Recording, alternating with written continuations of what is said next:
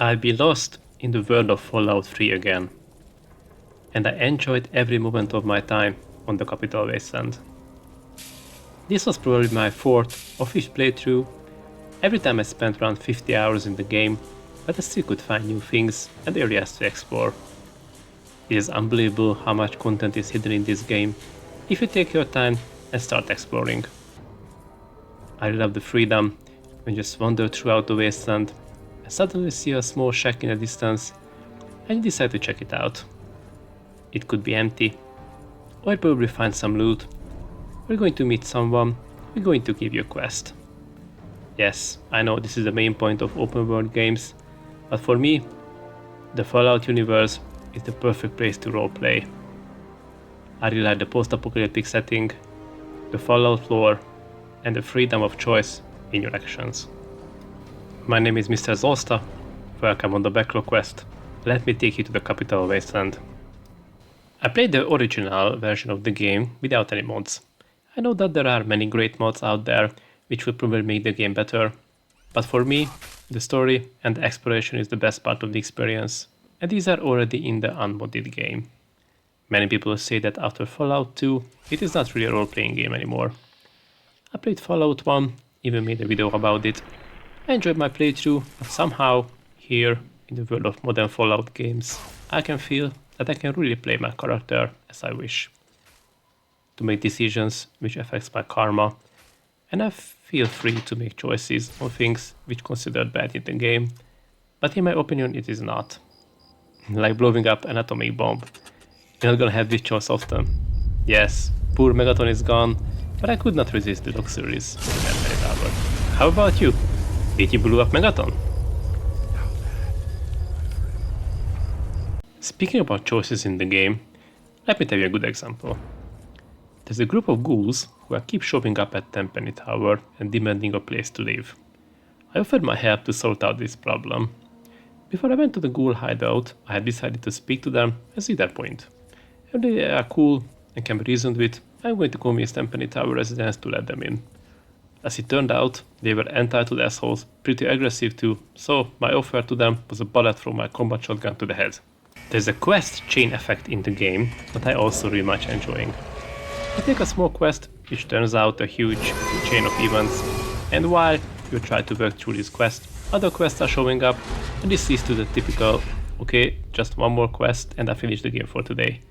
And also the, oh, there's an interesting looking building, let's explore it, situation where you sink many more hours into the game than you planned beforehand.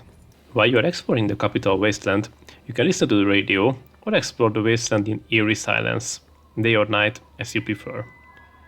In my previous playthroughs, I kept listening to Galaxy News Radio and Free Dog, ow! But this time, I kept the radio off and the experience was so much different. There is still some quiet atmospheric music in the background, which makes the experience just perfect.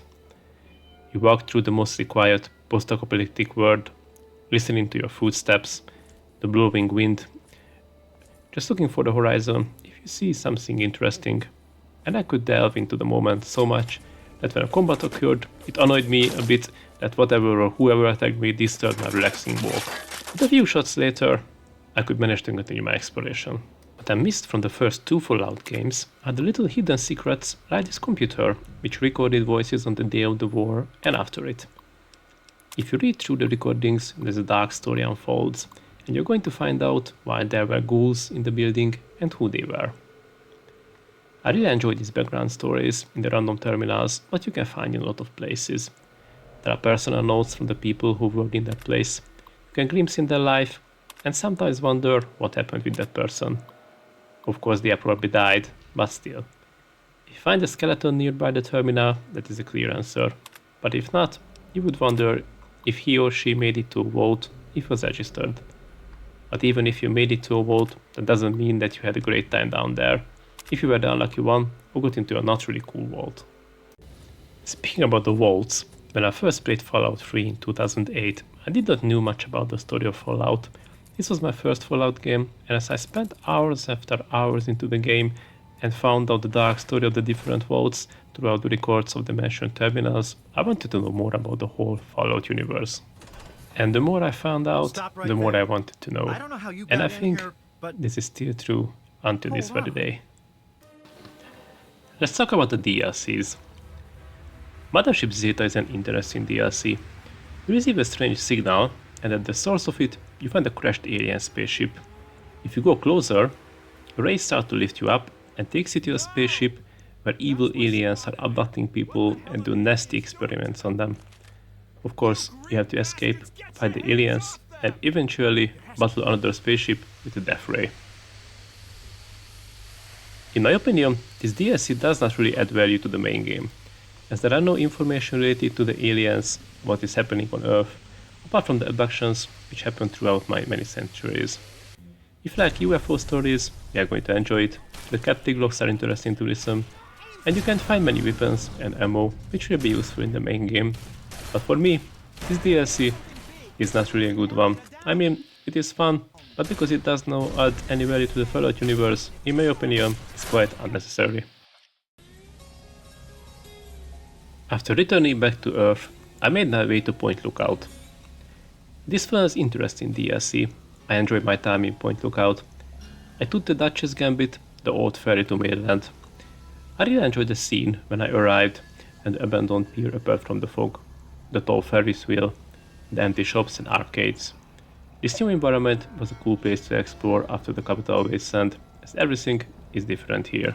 At one evening, I just sat down at the pier, listened to the waves, and just took a break from the fighting and exploration. I found this quite relaxing. Just listen how calm the environment is.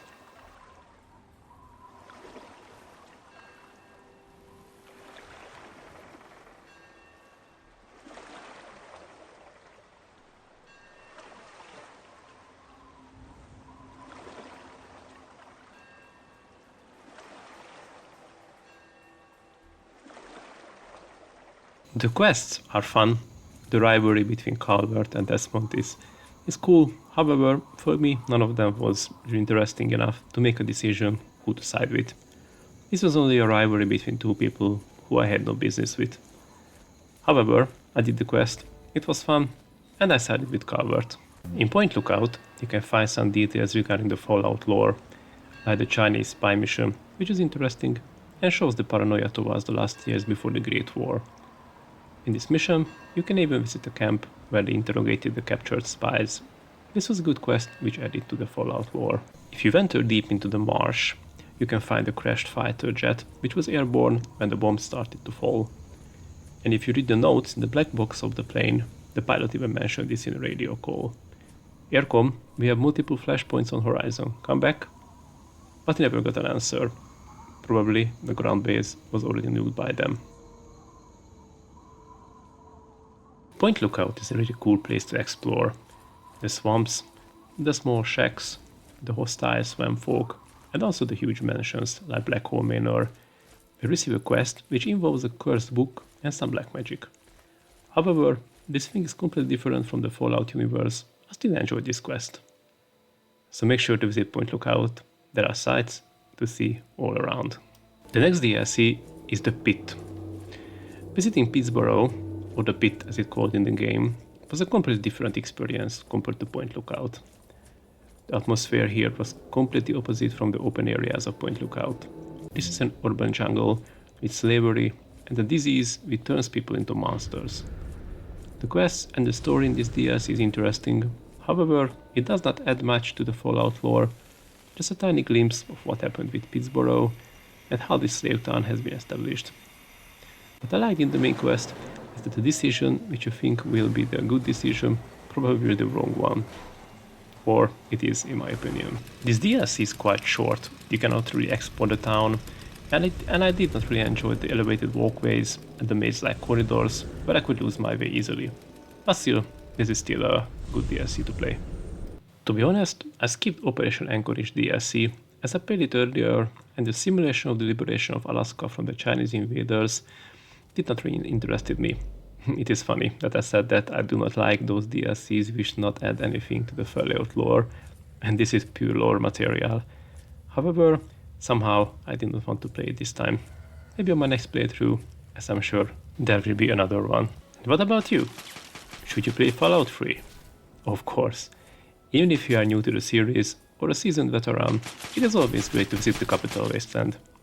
If you want, you can mod the hell out of the game to make it even better. Of course, if you want, we can find negative things as well, like occasional crashes, but I believe there are mods which are addressing these issues. And even on my 60-hour playthrough, I had like 6 or 7 crashes, so nothing to worry about. We could complain about the interior of the buildings and the underground areas, which are same, looking everywhere. Notice this even on my very first playthrough in 2008. We could mention that there are a lot of similar looking NPCs, and there could be more variety in the voice actors. But the atmosphere, the story, and the quests are fantastic, and for me, this is what really matters. And I think, in the near future, I have to visit New Vegas as well, to spin the roulette, and maybe wake up Mr. House, or side with the New California Republic, but definitely clean up all the casinos. When I will be back, I'm going to tell you everything about my adventures there, and if I've been a saint on the strip, or a real asshole. I hope that you enjoyed this video. If you're not subscribed yet, now is a great time to do so. Also, the YouTube algorithm has chosen a video for you. It is on the screen now, check it out. Thank you for being with me here today, and I'll see you in the next Backlog Quest video.